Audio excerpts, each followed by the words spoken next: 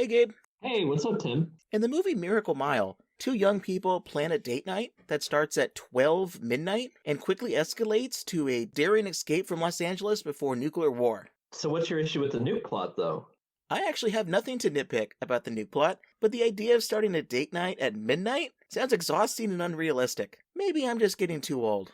No, Tim, I think you're just being super critical again.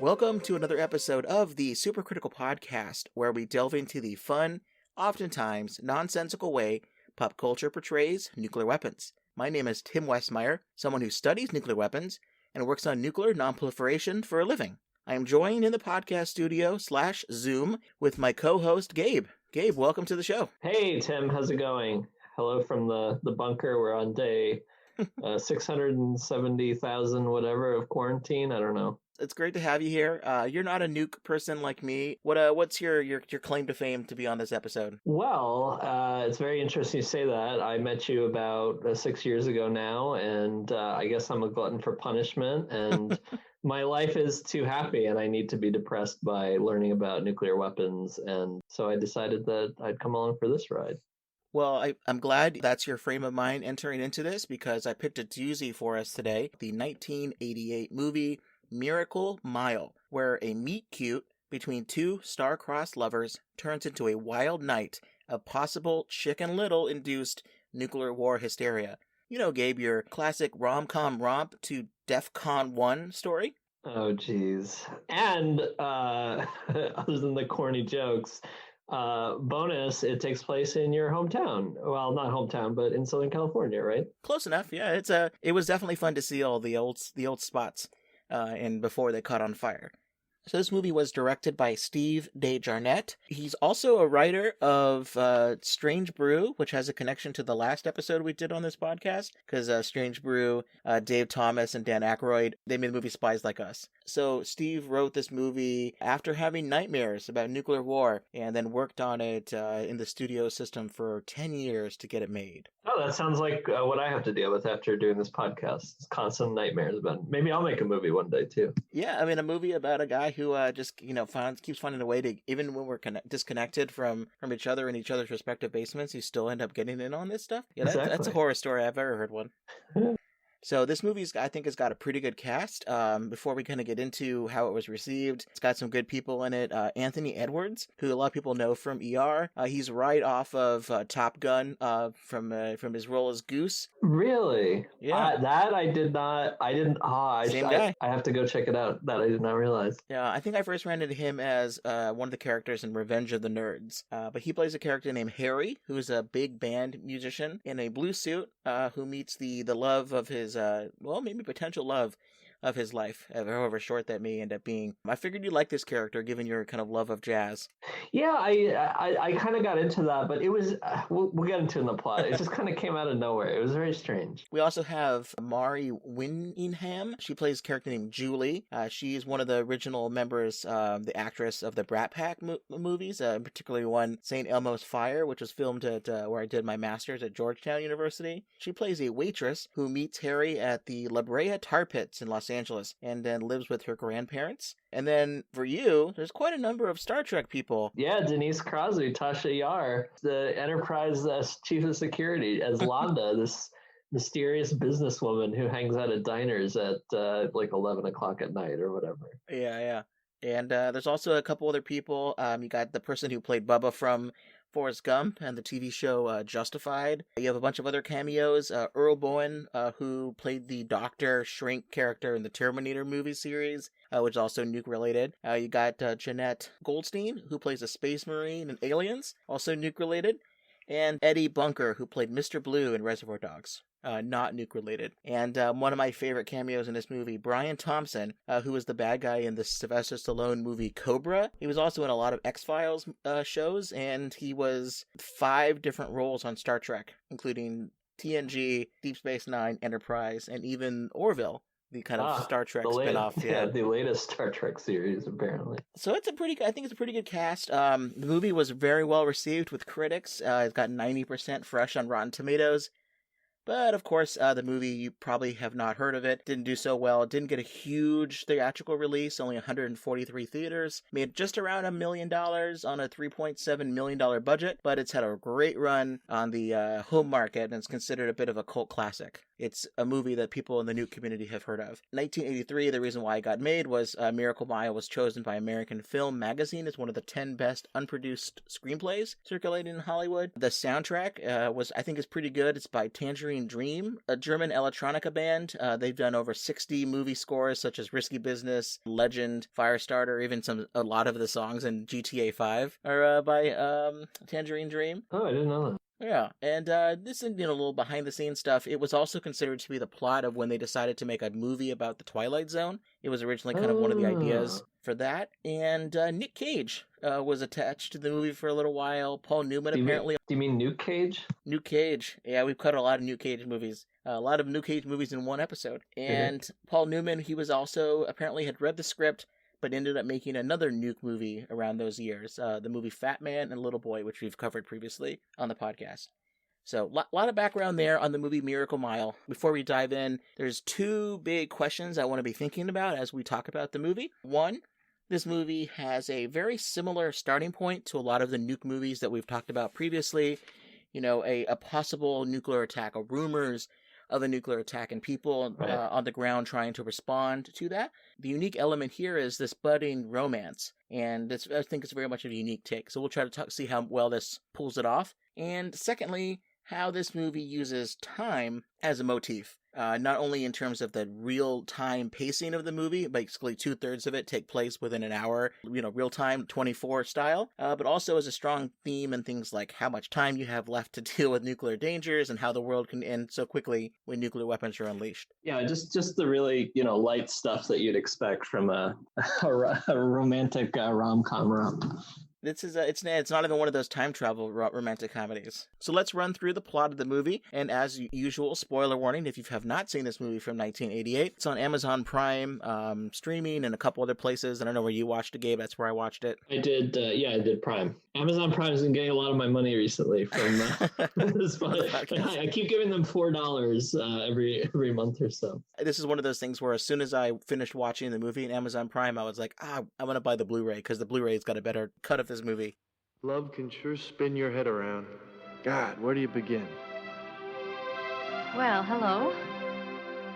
We must have been meant to be together. It's too bad you have to work tonight. Only till midnight. Fate is a funny thing. Take a nap, because you're going to need all your energy tonight.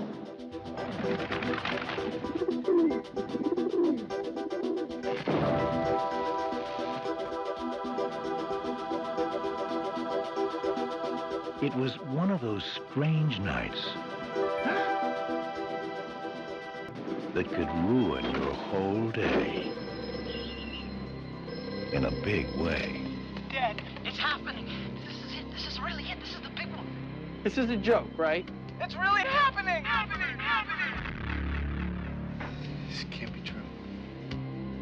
We'll all be dead if we don't get out of here. Nobody believes this, do they? We gotta get Julie. Stop and let me off. I don't stop for nothing. Jump! Don't hurt me, man. I got Nakamichi Pioneer. I got everything. If it doesn't happen, I'll tell you. What doesn't happen, man? I'm dreaming. That's it, I'm dreaming.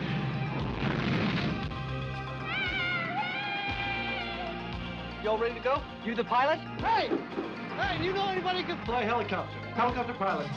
All the helicopter pilot bars are closed. What's the problem? It's true. Love can be exciting, Trust me with this. even terrifying, Julie! I love you.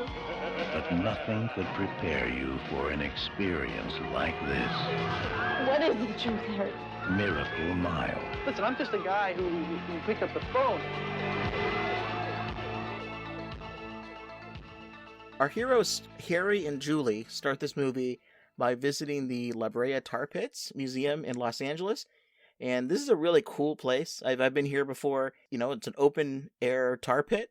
and there's a museum next to it, so it's a place where dinosaurs used to hang out, and then some of them died and fell in the tar pit, and they've been pulling out various skeletons and things ever since. I have a weird obsession with, I don't know why, but I saw this on TV when I was like younger, and I've always been obsessed. It just seemed like a really creepy idea that in the middle of the city there was like this, petroleum sludge coming up. When we were in Los Angeles some years ago, I made it a point to visit. You wouldn't expect to find them in the middle of a major city, but that's LA, I guess. It's pretty cool, and it's apparently a great place to meet people. Harry narrates his life and how he feels like he's a romantic at heart, but never has really been had a chance to be romantic with anybody. But then he meets Julie. They have this little montage where they're flirting together in the museum. Then they spend the day around Los Angeles, and it seems like, hey, probably we'll just that'll be the rest of the movie, right? This blossoming young love. Not so much. That's what we're talking about here. One thing I will say, the intro that was interesting was this museum. It's kind of showing like a montage of like human progress, how we evolved from like single cell organisms, and we built this great society over tens of thousands of years, and the pace of human progress. It's all this at the same time. I actually thought that was kind of well done, and sets the stage for some of the themes later on. How long it takes to build up a civilization and then see how quickly we can knock it back down. Well, so after this little romantic interlude, Harry and Julie go to a restaurant and buy a bunch of lobsters that they set free into the ocean. Kind of very quirky things you do when you first meet somebody. There's a little bit of foreshadowing for the end of the movie where Julie makes a comment that the lobsters look so cramped in this water tank and how they want to set them free. We get one more kind of scene here. Julie takes her grandpa, who lives with her grandparents, Ivan is his name, to one of Harry's big band concerts out in Los Angeles. Turns out that Ivan and his wife, Lucy, have been fighting for 15 plus years. No one really remembers what they've been feuding about. They don't talk to each other anymore, but it's a kind of a sad little thing there. Yeah. After that scene is done, Harry drops Julie off at her job, which is at a Johnny's Diner on Miracle Mile, kind of a cool looking diner, and they make a plans for a second date. Dancing. They're going to go out dancing starting at 12:15 a.m. They're going to meet up at the diner. So, Tim, can you explain to me Miracle Mile? Because I know it's like is it a street? Is it a neighborhood? I've heard this so many times, and I want to hear this from a real native who can explain. So I've not been there in a long time. I know they've changed a bit, but not a lot. Miracle Mile is like a district. It's a lot of it is known mostly for this one particular street, but it's a famous district where there was a lot of museums and retail shops, kind of historic Art Deco buildings. At one point when they started building it, it was all oil fields, and then they kind of slowly started to build on top of it. Harry says himself in the movie that it looks like a place out of time, which is foreshadowing as well. I really loved, by the way, the setting of the diner. Just the whole, it has this like wonderful retro vibe. It looks very familiar to me. It's probably been in other movies. I'm kind of a sucker for that like 1950s space age inspired. This actually put me down a Google rabbit hole to research Googie architecture, which is apparently what this was. So I very much appreciated that, but it looked super familiar. I'm assuming it's been in other movies. Oh yeah, tons. Big Lebowski, Volcano, Reservoir Dogs, American History X. It was used and rented out for quite a while. Even Bernie Sanders at one point had his campaign headquarters in Los Angeles. Over there, I think they renamed it Bernie's Shop or Bernie's Diner, something like that. I think it's not operating now, but it is available for rental if you want to go in and have an old style diner as part of one of your movies. There's also one little kind of fun wrinkle that the director threw in here. There's a mascot who kind of looks like, if people know about the restaurant franchise Bob's Big Boy, which is a kind of all in the Midwest and in Southern California as well. They take Bob's Big Boy and they give him a little hat, and he's called Fat Boy, which is a fun, obviously kind of combo of Fat Man and Little Boy, which were the atomic bomb names detonated over Japan 75 years ago. Not many people would have picked up on that. No?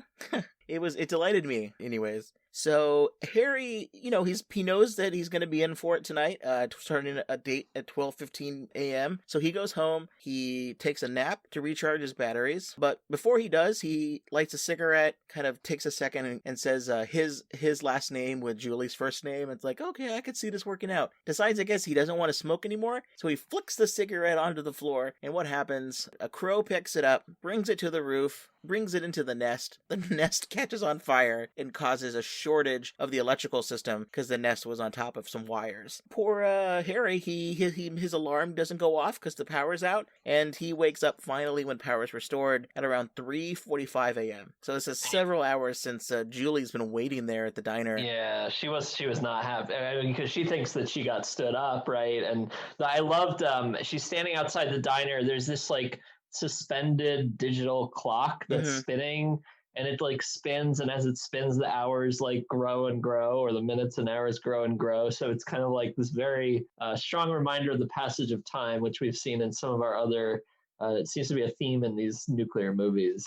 Well, it's perfect for the movie. It introduces you to the idea there's a clock and there's time, and that clock will show you how things change, because later on it becomes a reference point for the rest of the movie about how, we'll talk about in a second here, how most of the movie is in real time, meaning they say something's going to happen in an hour, and then they show you the entirety of that hour. They don't cut away for long periods of time like normally a movie would. Pretty much this whole movie takes place within 24 hours. This is about like 20 years before Jack Bauer, so. Right. That's where they got the idea. There's nukes in that one too. He realizes his mistake. He gets in his car, he picks up some flowers, and he drives to the diner, but Julie is already gone. She's at home. She took like a Valium to go to sleep because she was pretty upset by the whole thing. So she's out cold, not even answering the phone. There's no cell phones in this. Lots of payphones. Picking up the phone, put it in a corner. No, there's one cell phone, and it's like the size of a... We'll get into that. It's like the size of like a giant brick. It's amazing.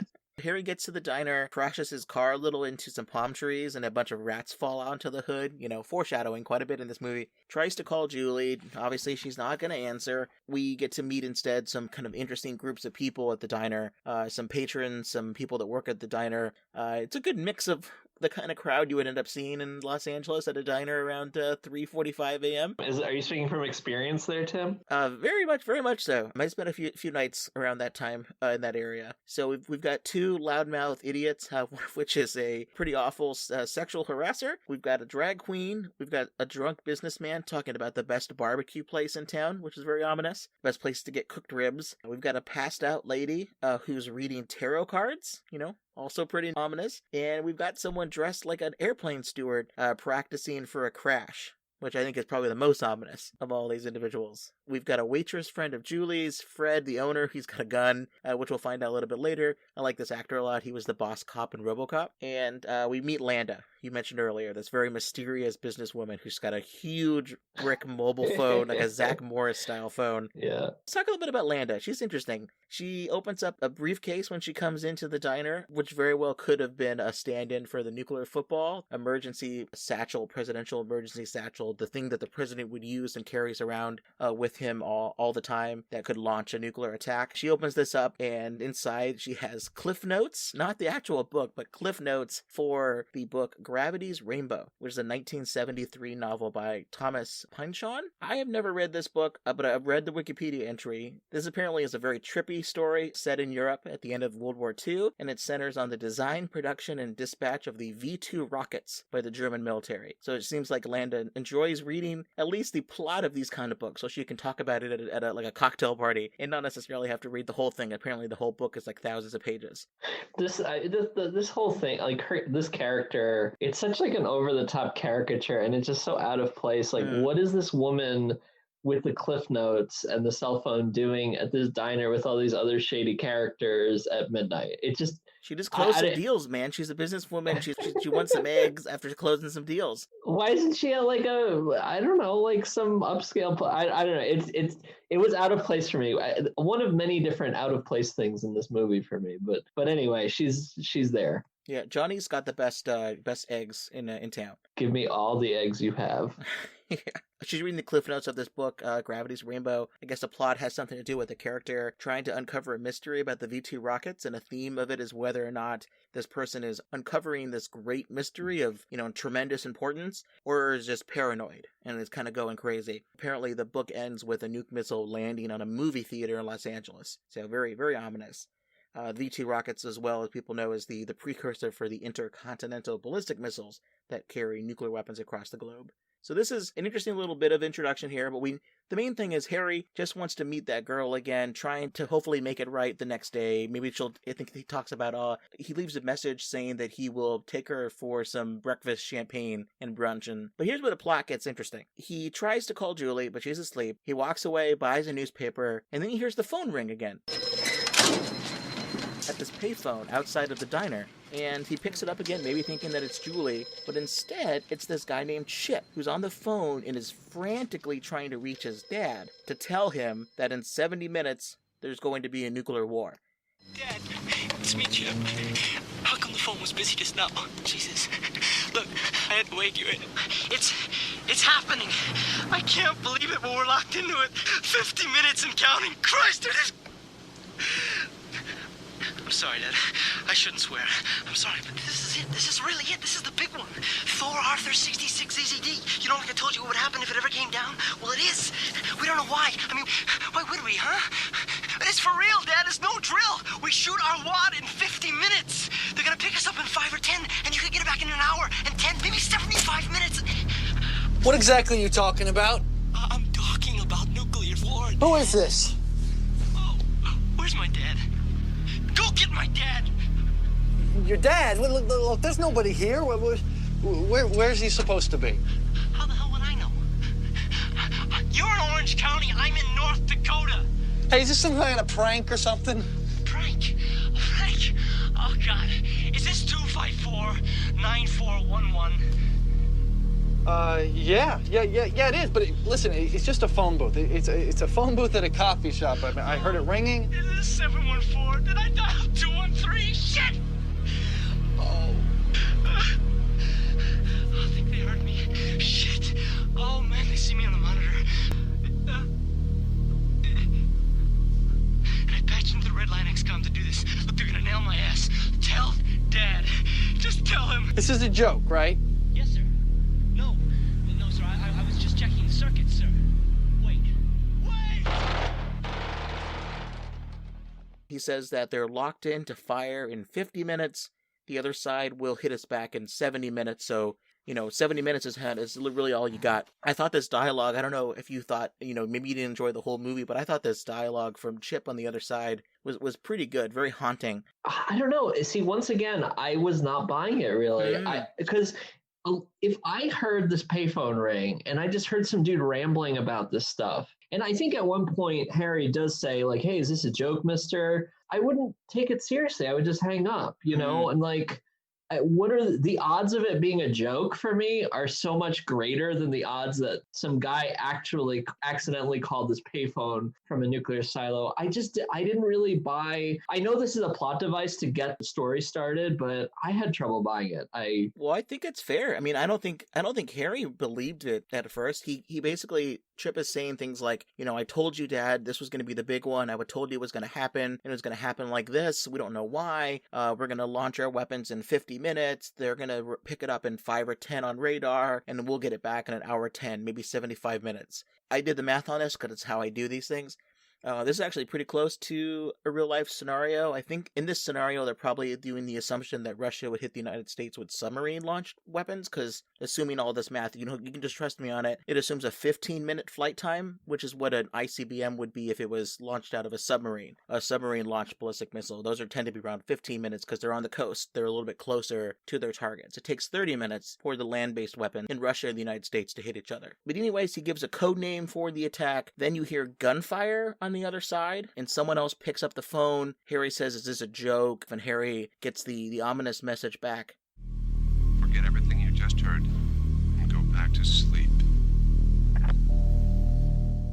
Forget everything you just heard and go back to sleep. So you're right. I mean, we don't really know for a while if any of this stuff is real. All we know, right, is there's a guy on the other side who's saying that he's from North Dakota, and that he's in a missile field, and the weapons are incoming. Yeah, I don't know. I'm surprised he even gave this a second thought, right? If I heard that, I would just be like, oh, this is just some crazy... It's 12 o'clock, and Also, who's I don't know. So this is at 4:06 a.m. So maybe it was he just didn't have enough coffee, Okay. right? And he's trying to figure this out. Harry is definitely freaking out, right? So he goes back in the diner and he tries to kind of talk through this issue with everybody else because I'm not sure he 100% feels that it's real, but he's talking about it. So he has a stress-induced nosebleed, and he grabs an entire carafe of coffee out of a waitress's hand and just starts drinking it to kind of process and get clarity on what happened, which is probably what I would do if I got a phone call like this. I think the thing that convinces him is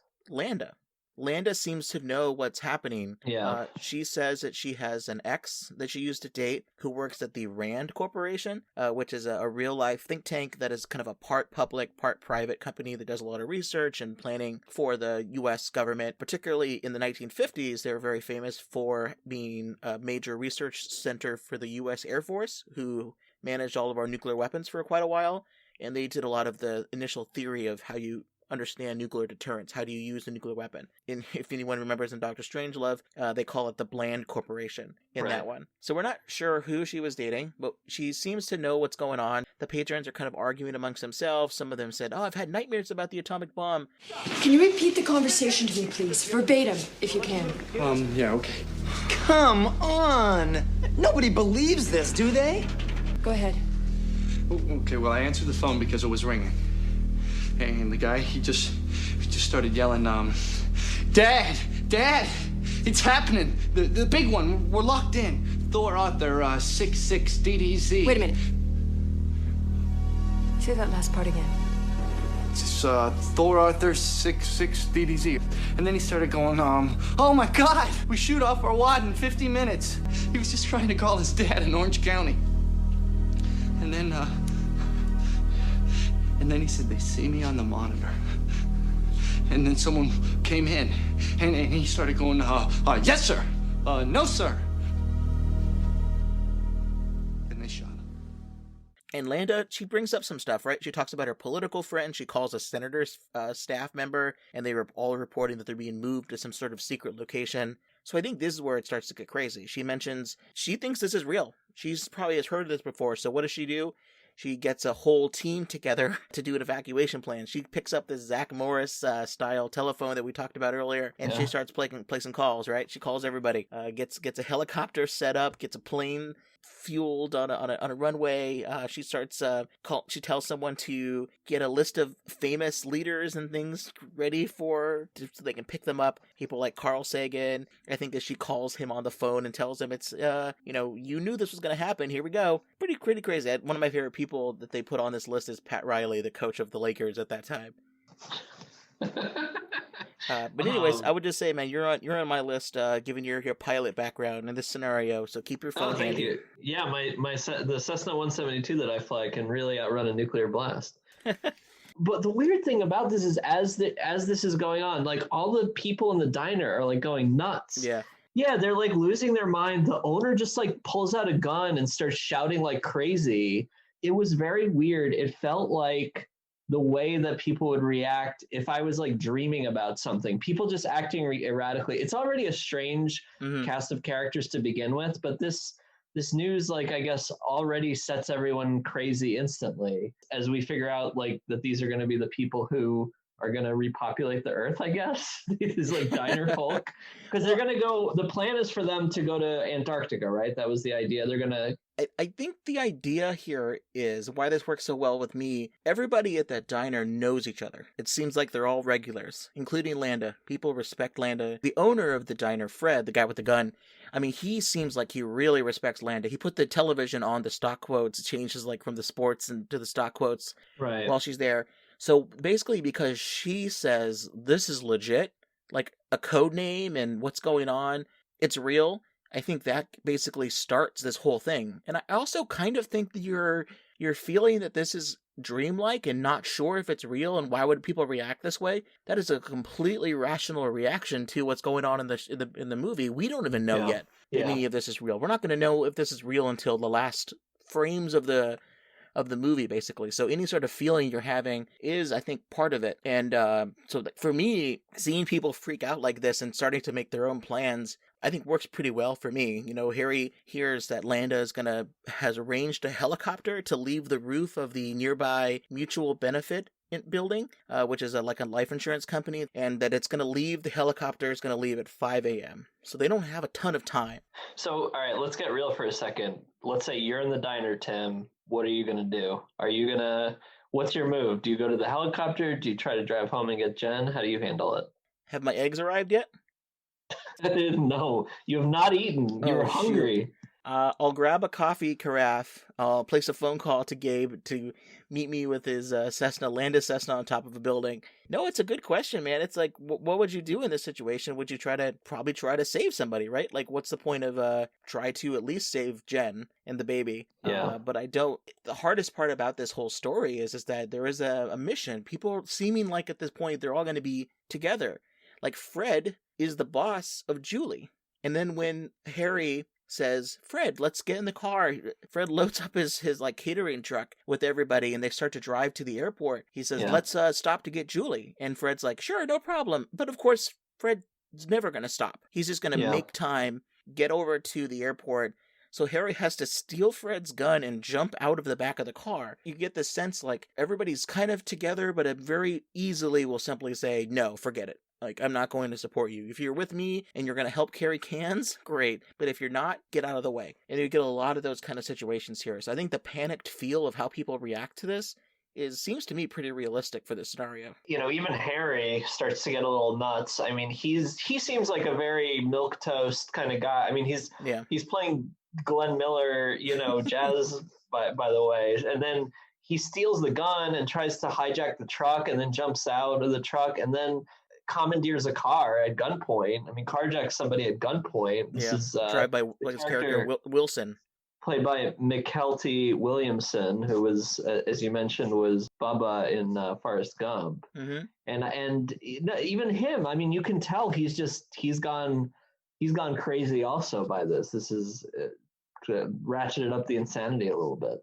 He's going a little bit nuts. He says, hey, there's some kind of major accident that's going to happen, and everyone's in here in LA is going to die, but you'll be safe if you're just with me. So he starts telling a little bit of lies so that he can get what he wants, which is to get to Julie and get out of town, get to the top of the building by 5 a.m. We find out that Harry needs to make a quick stop because Wilson's car is out of gas. They try to go to this gas station. There's a racist night manager. He holds both of them up at gunpoint, demands money for gas, all that kind of stuff. The police, of course, show up because there's a shotgun involved. There's a situation because Wilson is not just a regular guy. He's also someone who apparently steals stereo equipment, which is a very problematic stereotype for that wasn't even a pun there. A problematic stereotype for characters in the 1980s. But anyways, so Wilson freaks out because he's about to be arrested, and he knows that if he gets arrested, he's going to die in LA. So he sprays gasoline on the cops. The cops fire a gun when they're blinded by the gasoline. That causes a huge fire. So already,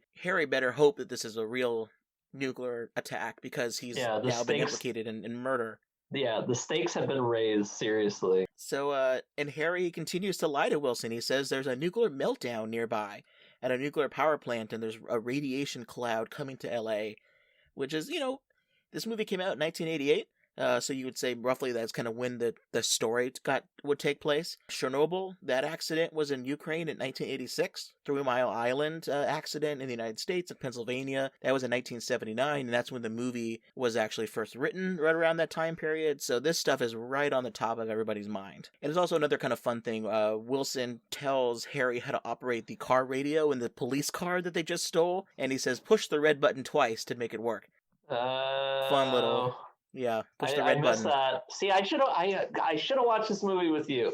I would have gotten so much more out of this if I watched this movie with you. Should have broken quarantine for that. I would have been justified. It'd be so worth it. All right, so let's do a time check here. We're at 4:35 a.m. Harry gets to the apartment complex where Julie, the grandmother are also living in the same area. They get Julie, but of course Wilson, he leaves. He steals the police car that they already stole so he can go get his sister. So now Ivan and Lucy have to get their car together, and he's able to convince the grandmother, even though the grandmother also has a shotgun. He's like, look, I'm not a crazy person. You met me earlier today. There's a nuclear war happening. We have to get Julie out of here. Well, Julie is completely passed out because she took that Valium earlier, so they have to put her in a shopping cart and kind of get her away. But then there's this really nice, tender moment between Ivan and Lucy, who have been fighting this for the last 15 years. Once they kind of see each other in the lobby, they reunite, they fall back in love. I guess the threat of nuclear war really puts their long-running feud into perspective, and they actually say they're not going to go with Julie and Harry. They're going to drive to Cantor's Deli and have some breakfast before the end of the world. For me, you mentioned earlier about whether or not I've done this before. I have been to Cantor's Deli right around that same time period, once around 3 a.m. After a Lakers basketball game, and I can say this is a brilliant decision. They've got some pretty good sandwiches. Where does this rank on the before the nuclear apocalypse meals? Does it make the top 10?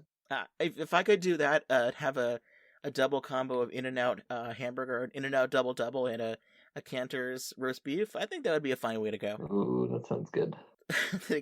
They Harry and Julie's now awake. She's very excited that her grandparents are back together. She even accepts Harry's apology for being late. Kind of says, oh yeah, I could see that. The power being out. Yeah, that could all make sense. So, do you use this tactic, by the way, with Jen? If you forgot to pick up the groceries, you'd be like, oh, there's a nuclear war coming. I had to get back. There's oh, just kidding. She would just think I was having a nuclear nightmare and I took a nap somewhere when I wasn't supposed to. Yeah.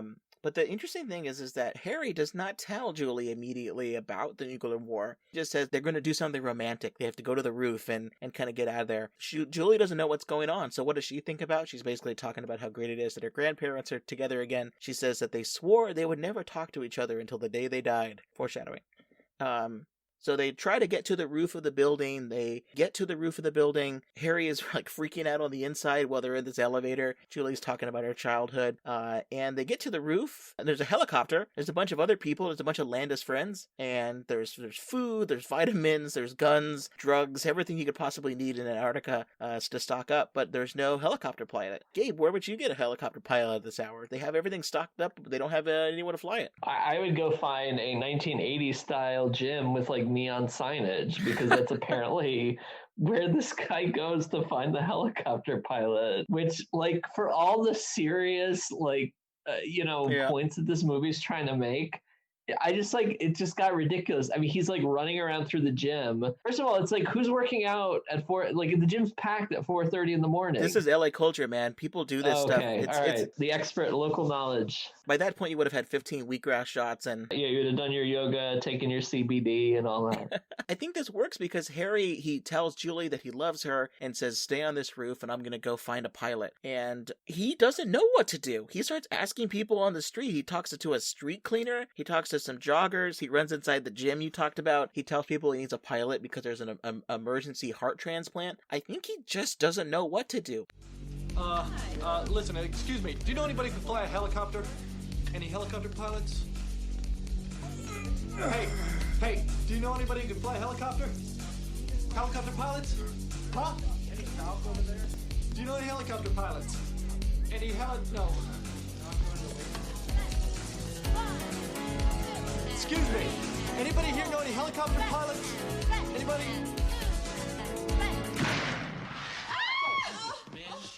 I said, does anybody here know how to fly a helicopter? Oh, God, please don't shoot! Listen, it's an emergency. It's for a heart transplant. I don't think you're going to stop and sit and go, okay, well, you open up the phone book and look at helicopter pilot. He just is there has to be someone who knows someone that's a helicopter pilot. And he knows he's got 20, 30 minutes before the end of the world.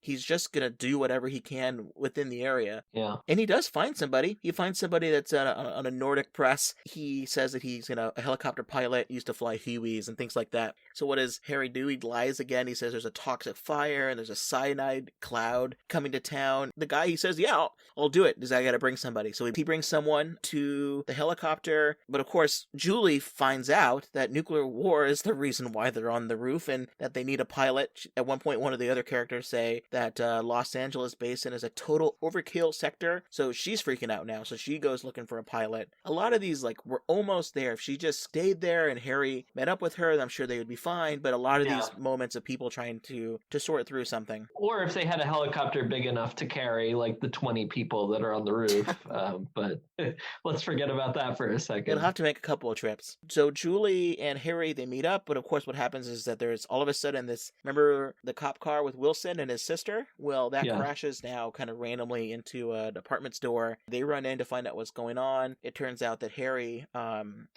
freaked Wilson out enough that he got his sister, but because they had just killed some cops and stole a police car, Harry finds Wilson and his sister shot up.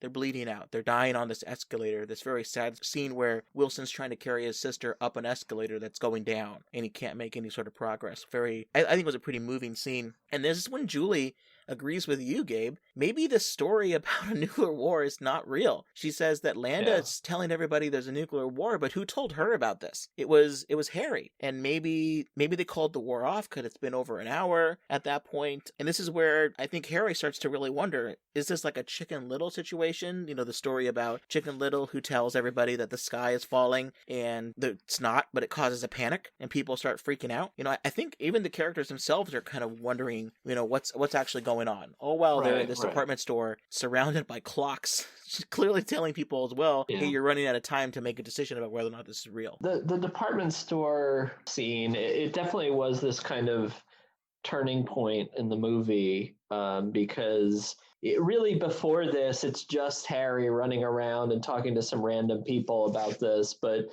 the stakes get raised. The police surround the building because I guess Wilson, he had stolen the car, so he was caught in a police chase, shot by the police, crashes in. The police surround the building. Harry and Julie try to figure out if they're going to surrender, themselves to the cops and try to talk themselves out of it. And the cops just kind of mysteriously drive away in a hurry. When Julie's going to basically turn them in. Exactly. And after this turning point, it devolves into, I guess, what you would expect, the classic, city panic. It reminds me of when we did the movie Atomic Train on this podcast, and it's just, shots of people rioting and going crazy and trying to grab all their belongings and crashing into each other. So yeah, this definitely was a turn in the movie. The movie started to make a little bit more sense for me after this in terms of the, mass panic behavior. It's kind of implied too that Harry is the one who started all this, that he's the, because he got the phone call, but I think he's trying to reconcile with this chaos that he created and but not by his own fault, right? He is trying to figure out, did I start this, or do other people starting to hear something? Maybe they didn't get a call from Chip because Chip is dead, but maybe they're seeing troop movements. Maybe there was some kind of rumor in the news. I think that's a big thing. People don't really know what's going on. Everybody's a bystander in this story, and that's one of the reasons why I like that scene so much in the department store, because Julie, she's talking in this scene, if you want to take it literally, she's talking about how they're going to turn themselves into the police because they're just bystanders. They didn't do anything. It's not their fault. But if you read this, which I did, and I think the writer is super brilliant about this, is if you read this as Harry and Julie are average, everyday people who have nothing to do with whether or not a nuclear war is about to start. Right, they're just people trying to deal with this. And you then think about this in the context of that, it's really great. So you have Julie, she says, you and that kid didn't shoot anybody, did you? Harry says, they were blinded. They just pulled their own trigger and blew themselves up. And then Julie says, well, we've got to tell them something. We have to tell them something before they start shooting. I'll go out there. I'll tell them that we just walked in on this. We were just bystanders. We didn't know what was happening in here.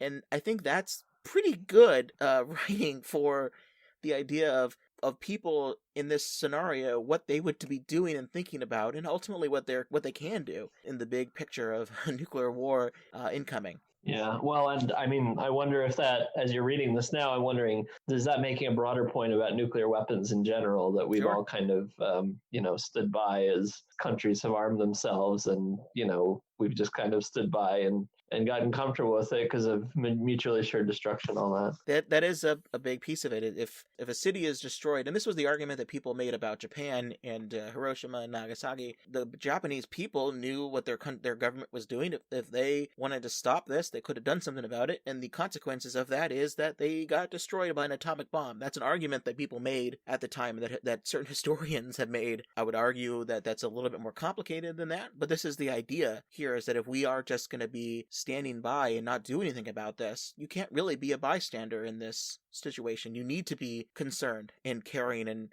marching about the dangers that are there, or electing people who think that maybe we should be trying to do something different than just relying on the luck of a nuclear deterrence preventing war. But anyway, so Harry's trying to figure this out. So Harry goes back to the diner with Julie. He calls Chip's father because he knows the number. He just got the guy, when Chip called, he got the wrong area code. So he calls and, the story's a little bit confirmed that he does have a son who probably works at a classified military facility in North Dakota. And we can talk a little bit about North Dakota if you like, because North Dakota is in real life a place where there are nuclear missiles and nuclear missile silos, and I just wanted to kind of talk a little bit about that because I think it is interesting. People don't tend to think about North Dakota as the place where we keep all of our nuclear weapons, but in northwest North Dakota, there is the 91st Missile Wing, where they have 3 quote-unquote fields of Minuteman 3 intercontinental ballistic missiles. These are spread across around 8,500 square miles, and it's located around Minot Air Force Base, and they've been there since 1968. Gabe, you actually kind of visited not in North Dakota, but in South Dakota, where we kind of had some historic locations for these. You did this pretty recently, right? Yes, I recently took a road trip from Washington, D.C. to all the way out. We actually made it all the way to Washington State because of COVID. And we drove through North Dakota, but we came back via South Dakota, where we went through we visited the Minuteman Missile National Historic Site. No joke. I mean, I would have not gone there had I not known you, Tim, and not been involved with this podcast. But basically, the site are a number of missile silos that are kind of preserved. One of which is they actually have an exhibit there. You can look into the silo, and they have a missile sitting there. Obviously, there's no warhead on it, but pretty well done. And I gotta say, I mean, having known you and talked about all the nuclear stuff, it really added another level to it. The point they make is that it's right on the side of the interstate. I forget if it's Interstate 80 or 90 that we were on. I think it was Interstate 80. And it's right to the side of the interstate. You would have no idea that this was there in the ground, and people just, went about their business right next to the potential place where World War III was going to start. It was really wild. Well, this stuff basically was really closely co-located with a lot of farmland, because you're talking about 8,500 square miles. This is in the central heartland of the United States. Yeah. And I don't know if they brought this up at the museum tour. One of the things that people should think about, why we have these missile silos in the middle of the country. Sure, it's a lot of open space, but the reason is that we keep a large number of our missiles in the middle of the country because it takes longer for the incoming bombers or missiles from the other side to hit the center of the country versus they were located elsewhere. But also, there's an idea there in nuclear deterrence theory that you want to put a lot of your weapons in the middle of your country, and they kind of act like a target sponge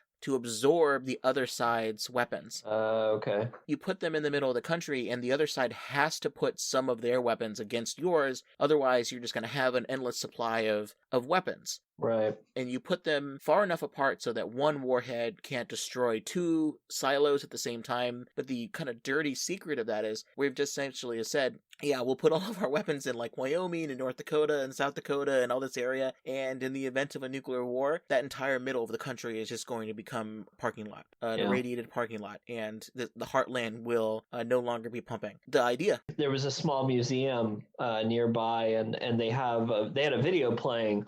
This was actually, instead of in the theater inside it, they were playing it outside because of COVID. It was a lot of interviews with people who lived in the area, and they were, all these people who were saying that they fought against having this because it was in their backyard and they knew that they were going to be targeted. The other interesting thing, and this resonates with, things that you've said on the podcast, we talked to a ranger there who was very knowledgeable. He was on one of the missile wings, and he was saying, you want this stuff very visible so that the other side knows that you have it. They know where it is. And it just, it was amazing talking to him because there's all these things that you've been saying, Tim. He was talking about MIRVs and all these other concepts, and it was pretty cool. It was a very interesting experience. So in the movie, it's 5:05 a.m. You mentioned riots and panics happening. This is what Harry and Julie have to run through on their way to the Mutual Benefit building. There's people looting, there's riots, there's fights, there's people just having sex in the street, because just it's total bedlam and chaos. Harry and Julie separate for a second, but they plan on meeting back at the helicopter pad. In this moment of panic, Julie says that she loves Harry. So that you can forget the fact this movie is supposed to be a love story. You see Harry going to a TV, he breaks some glass and watches some television on the news, and they talk about unconfirmed rumors of possible nuclear attack. So even the people reporting the news, don't know whether or not this is real. So Harry runs out, he passes these two older people who are arguing about what the military jets and bombers they see in the sky, whether it's a B-1 or a B-52, both, nuclear armed, planes. There's car crashes, there's fighting. Harry gets chased by a guy with a gun because he jumped on the top of someone's car. It's just total panic. People are just coming to their pure primal instincts. And if you happen to have a gun in this situation, people are just going around shooting. Although, as we see in the United States these days, it doesn't take a nuclear war for someone to just start shooting in the middle of a riot and panics. So Harry and Julie, they do meet up in the elevator. They're on their way to the roof, where hopefully the helicopter is waiting for them, but then all of a sudden the lights and power go out, the elevator stops, and Harry and Julie,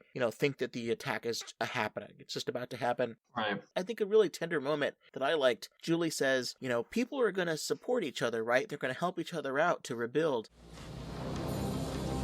People are gonna help each other, won't they? I mean, rebuilding things. I think it's the insect's turn. And then Harry says, I think it's the insect's turn, which I thought was pretty strong here. This is, of course, a reference to the idea that the only thing that would survive a nuclear attack are cockroaches. This was best put by Jonathan Schell, a philosopher who really has done some of the best writing on nuclear danger. It's one of the reasons why I'm in this field at all. He articulated that nuclear war is a hard concept to kind of think about. We create terms like mega deaths because we're talking about millions of deaths. And it's so hard to conceive of what that actually means. One person in your life passes away, you can understand what that means. 10, 30 million people in 4 hours, what does that even mean? Yeah. So he articulated as nuclear war would reduce the world to a republic of insects and grass. And that essentially would be what is left, which I think is a pretty powerful imagery there. Harry says things like, if there's a nuclear detonation, it's going to happen really fast, they're not going to feel anything, but they're going to be together. Julie says, oh, well, even if we're reduced to atoms, our spirit will still be together. And that's, to them, a calming moment, and they embrace. But it doesn't end there. Yeah, the elevator door opens. So they get to the roof, but the helicopter is missing.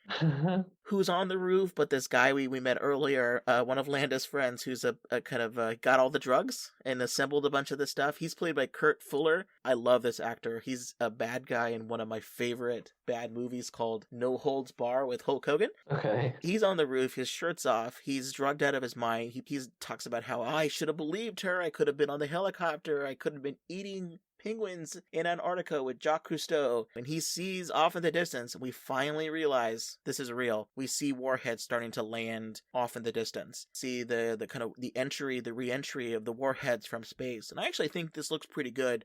It sounds, there's a sound of like engines and smoke. I don't know if you thought that those were missiles that were flying. They kind of have that look to them, but I looked up a bunch of videos of re-entry vehicles, which again, you have a missile. It goes from the ground or from a submarine. It gets launched into space like a rocket launching a space shuttle. There are stages that kind of break apart. While in space, a missile will break into even a smaller portion, and you just have the warhead and the delivery system. And a warhead's about the size of a person, maybe a little bit shorter. Tends to look like a spherical cone, like an ice cream cone with no ice cream. And that kind of pointy object is the thing that lands on you. It's the re-entry vehicle that has the bomb components on the inside. Those would look a little bit like they see in the movie. They just wouldn't have as much smoke unless there was... Okay. But anyways, fortunately, the helicopter came back. The pilot from earlier, the guy at the gym that you disparaged so strongly, he said he promised to be there, and he's there. He picks up Julie and Harry, and they start to fly away, and we think, right, it's going to be a happy moment. Yeah, not so much. What happens? The dreaded EMP that has been used as a plot device in so many different nuclear movies. It hits the helicopter. There's a white flash detonation. Exactly. And the pilot said, the controls have been blown out and he can't control the helicopter anymore, which is silly because I think those are mechanical controls. But anyway, we'll put that aside. Yeah, and there's lots of stuff. EMPs at a ground level which is kind of seemed like where this bomb went off. It wasn't a high altitude space detonation where an EMP would actually cause problems, bigger problems. It probably would not. If you were getting that close to a nuclear detonation, you're not worried about the EMP. You're worried about your skin melting, which is what happens to Landa's drugged out friend. His eyes kind of melt away in a pretty random, gory moment. It was like one of those. I guess they had an effects budget that they needed to spend some money on. The helicopter, as you mentioned, it's crashing, and it crashes where the movie began. Crashes into the La Brea tar pit and starts sinking. So I thought this is a really good scene. It's starting to sink down. We see more incoming warheads off in the distance. Harry and Julie are comforting each other. Julie is rightfully freaking out. Doesn't want to be in where she's at, drowning in tar in a sinking helicopter like a lobster stuck in a water cage. Yeah. But they comfort each other a little bit. There's discussion about how maybe there'll be a direct hit with the incoming warhead, and Harry mentions that they would be turned into diamonds. And that's something that can happen when there's that much heat and pressure. And maybe if it's not a direct hit, someone will find them millions of years from now, holding themselves together. And much like the museum they met at the beginning of the film, maybe their skeletons will be, shown at the museum. And that seems to comfort them. There's a flash. And then the end of the movie. Yeah, no, definitely not a happy ending, but a one of many possible endings, and that's I think what the movie was getting at. But no, I actually thought that the way that it ended with them and in the tar pit, it's kind of weird that they're in the helicopter, but I get the point that they'd been at the museum earlier that day looking at all these other species that had met their end, and their time on Earth was over, and now it's their turn, and I guess it's kind of the end to humanity as we know it. That's kind of what's implied. And I thought that the way they portrayed everything was pretty strong. They didn't have a huge effects budget. The director said, we tried to have a bomb, a mushroom cloud in the valley, but our total effects budget was $25,000, so that doesn't get you too much. Yeah. He talks about some outtakes on the Blu-ray, which I'm going to have to check out. Okay. I think it's worth talking a little bit here about detonation nanodiamonds. Do you want to talk about detonation nanodiamonds for a minute? Let's talk nanodiamonds. I love it. I studied some geology in college, so I know a little bit about regular diamonds, but tell me about nanodiamonds. Well, tell me, how is a diamond made in nature?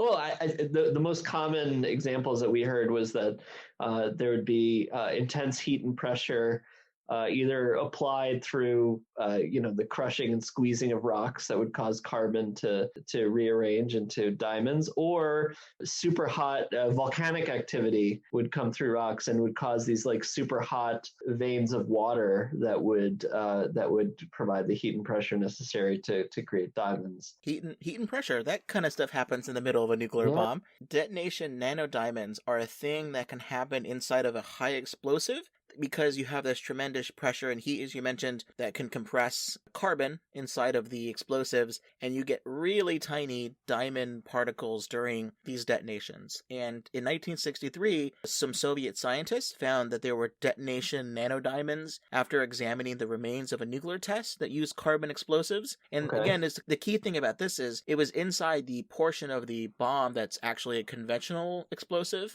You can create these nanoparticles of diamond, and these are really small. These are around 4 nanometers. So I don't necessarily know how to describe it very well, but we're talking like dust particles, basically, not the kind of diamond you would put in a museum. It's not the Hope diamond. It's the anti-Hope diamond when you destroy a nuclear weapon, that kind of a thing. You try to make a ring out of that, and your significant other will be disappointed, to say the least. I think it works because it's probably something that Harry read in a magazine at some point about diamonds and a nuclear explosion.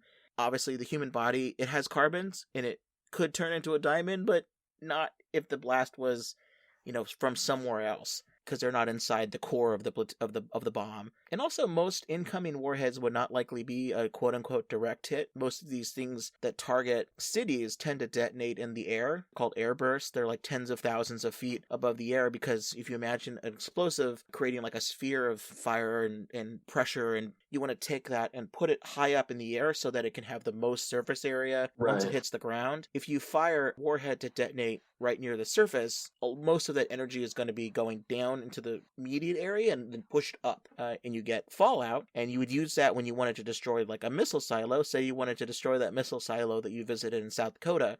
Exactly.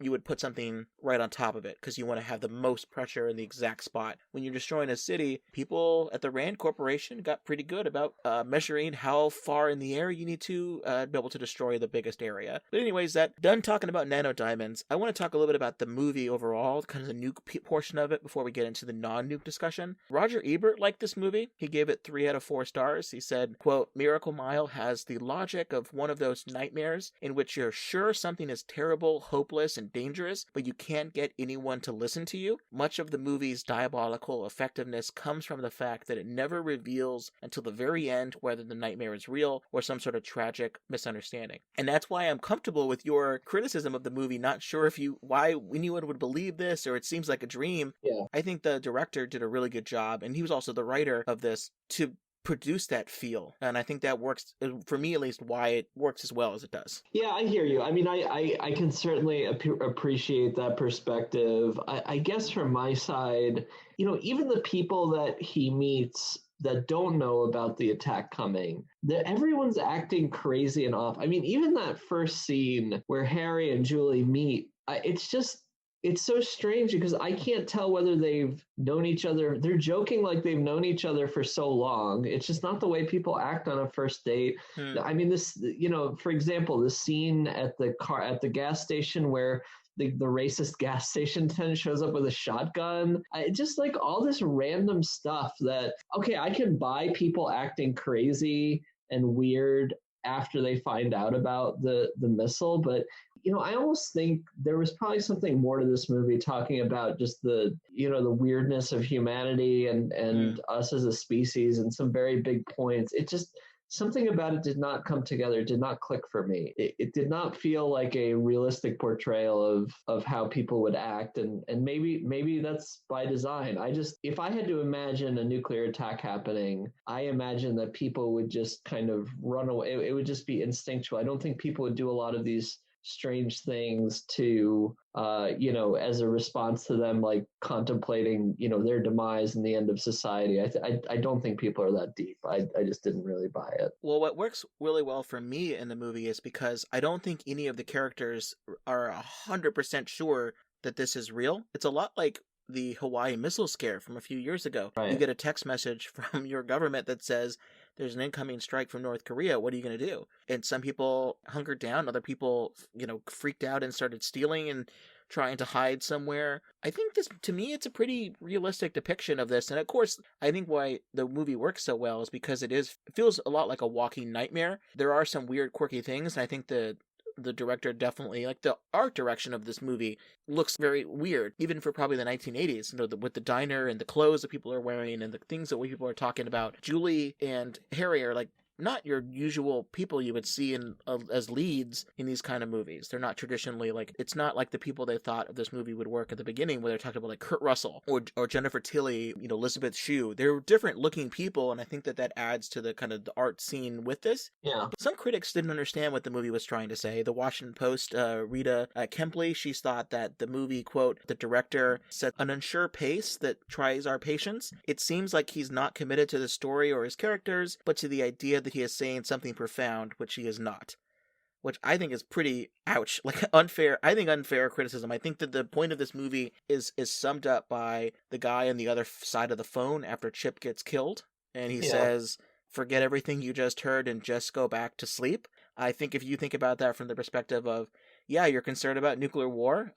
Sure, don't worry about it. We got it. We'll take care of it. We're going to do this in your name, and we'll get lucky, and you don't have to worry about it. And I think the director mentioned this in a pretty profound way. He says, in some ways, the film was me exercising that nuclear fear, giving other people nightmares. I think I wrote this when the intention was to wake people up and, change the world. Yeah, I mean, what I will say is it definitely left an impact. It is a movie that I will remember watching. It wasn't forgettable, right? I may not have enjoyed the way it was done, but or really fully bought into it. Going back to that previous critic that you were talking about, the Washington Post critic, I agree with the first part of her criticism, just about, the pacing and and all that. I don't agree with the second part. I do think this movie does say something, and I do think the director is out to say something. And frankly, the weirdness of a lot of this, it does make you kind of pay attention, be like, what is going on here? Well, let's jump into our parking lot movie discussion. This is where it's a non-nuclear discussion most of the time. It refers to the parking lots that my friends and I would often sit in after we saw a movie before we went our separate ways and kind of chatted about the film. How well do you think the movie pulled off this kind of interesting combo of rom-com and thriller? There's a few examples I think of this kind of fusion, nuke puns. Examples like True Romance. There's this movie that it's okay called Seeking a Friend for the End of the World with Steve Carell, where people are meeting under these really intense situations, sometimes the end of the world. I don't know how well you think it turned off. I think it worked out pretty well. Maybe it's not the strongest piece in the middle of the different kind of quirky trying to figure out stuff, but I think it starts really strong and ends really strong on the romantic side. I disagree. I did not buy into the romance part of it at all. I thought the story of them meeting was implausible. I didn't understand them meeting, and like she's saying I love you to him, and honestly I had to go rewatch that beginning because for a while I thought that they were already a couple. That was just, had a weird way about them, and so I wasn't feeling it. And God, I almost feel like she was almost a MacGuffin kind of for him to be going on these adventures and everything, that it could have just as easily been like his mother or like a friend of his or something like that. It did not work for me. I agree. She could have had more to do in the movie. She does not have a lot of agency beyond a few kind of choice scenes here and there. Some of the stuff you're concerned about probably is coming from the fact that the original script, when this first came to the director's mind, was to have Harry be a much older person, a much older actor, someone in their late middle ages, and this would be someone like returning to Los Angeles and maybe connecting with his ex-wife that he hasn't talked to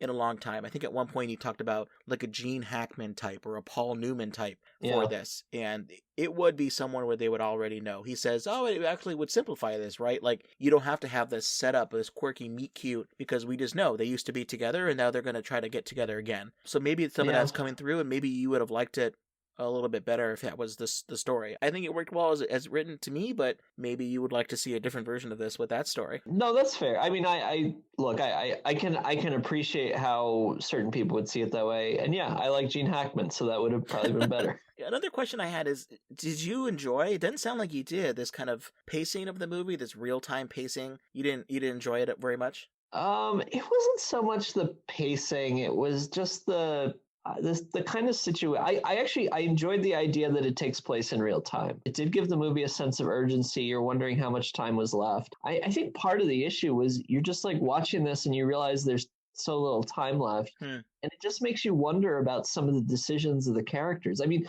if I knew that there was a nuclear missile incoming to Washington, D.C., I'm literally just getting in the car and going, right? But you're leaving behind people that you love that aren't near you? I will obviously take my wife, who I've been married to for 10 years, but like my first date, right? Like I what if someone steals your car, like what happens here? Someone hotwires and steals Harry's car, and then you go, well, my next thing I'm going to go in this van. Well, it's not getting to the person that I think I have a romantic connection with. Right, that's fair, but I wouldn't have like had this plan to go get her and then go to a helipad and like then get to an airport and all that. Like I would have just probably broken into a car or gone to like a Hertz or something. Like I'm usually okay at suspending disbelief, and I don't know, maybe there was something about this movie that I wasn't able to do it, but it wasn't, I enjoyed the real-time aspect of it. It just, the whole time, like, leave the city. What are you doing? Like going back to this building and the helicopter and this and that. And it just, I think they set that up earlier when they say, how far away do you have to be when a nuclear bomb goes off? And someone's like, Mexico, like you have to be really far away. Yeah. But I listen to your podcast, Tim, so I know that I know that I don't have to actually get that far. But I once again, it's, I think this is my nit with it. I don't think it's like universally bad. I think it just didn't click for me. So I loved the real-time pacing of it. I was only going to watch the first bit of this movie while I was waiting for, I put my baby to sleep, and I was waiting for him to take an hour nap and then wake him up to feed him again, because they just eat all the time. And I was just going to watch the bit of it, and then I ended up fed him, and I went back to bed, and I kept watching the movie. So I ended up staying up in a weird way until 3 a.m., finishing this movie, and it was because of the pacing, real suspense. The soundtrack, I thought, kept this movie just roaring all the way through, and it hit me in a way that I just did not want to stop until the end. I thought it worked really well for me, at least. And I'm also happy that they had the dark ending and not the happier ending that they kept trying to push onto the director. I think at one point in the script, Julie might have had a kid from a prior relationship, and the movie would end with a story where you would cut away to Landa and you would see the kid and they'd be in South America together. And I'm glad they didn't pull that punch. I'm glad it kind of got as dark as it ended up being. I agree. I would have,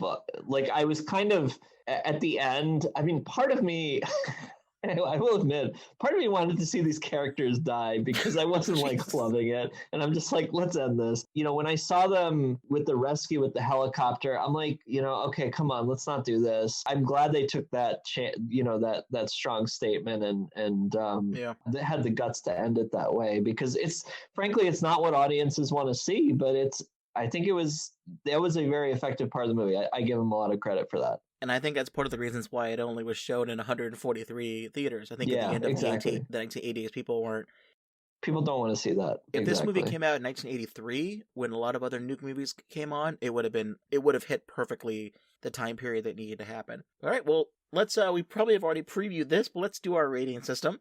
This is where we rate the content 1 out of 5, 1 being the worst, 5 being terrific. But I like to, since I'm super critical about the content, I like to tailor the system based on the plot that we just watched. I run the numbers here. I contacted Chip and his dad and talked to them about what I should be doing. And let's rate this movie, Miracle Mile, on a scale of 1 out of 5 pots of coffee at a diner right before you try to escape a nuclear attack at 4 a.m. Wow, yeah. If you've got just one pot of coffee, you might make it a couple of blocks before you need to stop for a quick power nap, and there's no time for that. If you've got 5 pots of coffee and you're 5 pots deep, that caffeine rush should power you all the way to Antarctica, and you can wait out the nuclear winter with the penguins.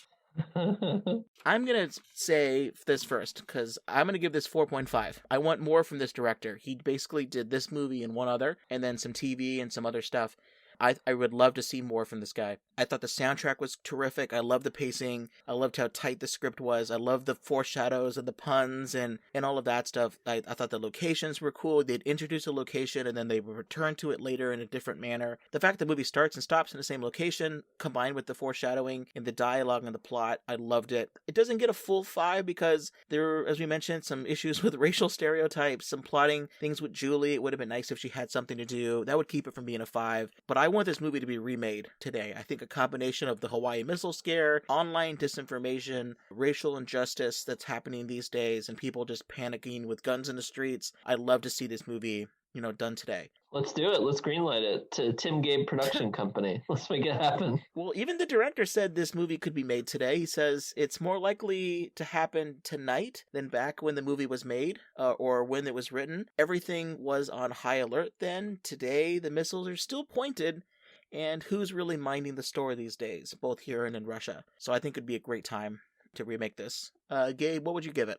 How many pots of coffee? I'd say 3. To me, it was a really good effort, poorly executed. That's the way I looked at it. It was redeemable. There was a lot that could have made it better, but just some certain plot points that I just couldn't buy into for whatever reason I was hung up on.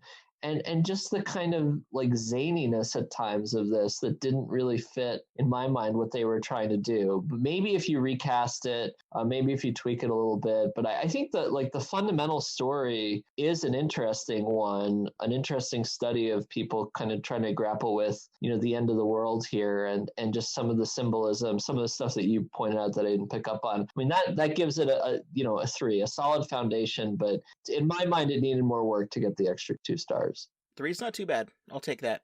Yeah. So if people like this, or maybe they were on the fence like a 3 like you, they may still want to know some more. They may want to read something related or watch something related. And I've got 3 things, actually 4 things for this. One being a simple one. It's kind of a cheating thing. Visit the La Brea Tar Pits if you're ever in Los Angeles. It's still pretty cool. I think they're open even though it's COVID. But it's a cool place to go check out at some point. I also recommend the movies Cloverfield from 2008 and 10 Cloverfield Lane from 2016. The first movie has a lot of these elements, though, of bringing 2 lovers together during a citywide panic. And the second one is literally about people bunkering down in a bunker, unsure if the world is actually ending outside or if it's just John Goodman locking them in for his own kind of pleasures or whatever.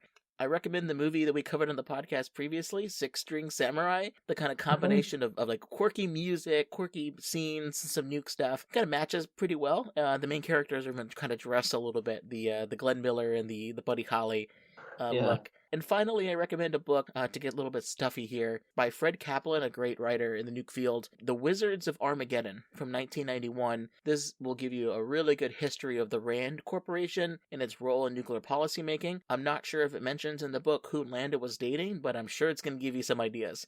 Gabe, do you have anything you'd like to recommend to people if they've liked Miracle Mile? Yeah, I actually have 2 things that I would suggest here. As we mentioned, the Minuteman missile National Historic Site, if you happen to be anywhere near Rapid City, South Dakota. It's near Mount Rushmore and a lot of other stuff. I would say stop by. It was pretty cool, and you can think about what was his name, Chet, making that call from somewhere like there. Chip, yeah.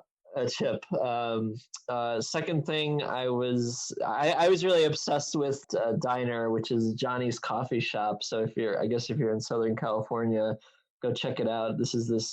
Once again, the architecture style is Googie architecture, and there's a whole bunch of, I was looking at this, it looks like there's a ton of these in Southern California as kind of a holdover from that Jetsons 50s style thing. There's one called Norm's Restaurant. You can find them online. Norm's. Kind of... My parents love Norm's. Oh, really? They go to Norm's all the time. Oh, that's awesome. Shout out to my parents who listen to the podcast. There you go. Gabe wants to go to Norm's with you. If it's good enough for Tim's parents, it's good enough for me. But I love all that atomic age kind of architecture. Well, great. These are some 2 solid things to recommend to people. It sounds like a road trip from South Dakota to Los Angeles is in people's future. Gabe, thanks so much for keeping this podcast going, despite the fact that it's mostly just depressing movies. I'll find a nice happy nuke movie to watch next. Something you might enjoy. Well, I love it. Thank you. Thanks for listening to another episode of the Supercritical Podcast. If you have any suggestions for future episodes, or you want to tell us what we got wrong, nuke-wise, or maybe I got something wrong about the geography of Los Angeles, there are a couple ways you can contact the show. We're on Twitter at Nuclear Podcast. We're on Facebook, not for much longer, but I got the account on for a little while longer. Might be a 2021 goal for me to get rid of it at facebook.com/Supercritical Podcast. And I'm also checking an email account, supercriticalpodcast@gmail.com. And until next time, this has been Tim Westmyer. And Gabe. And remember, if it's pop culture and radioactive, we are bound to get super critical about it. Have a good one.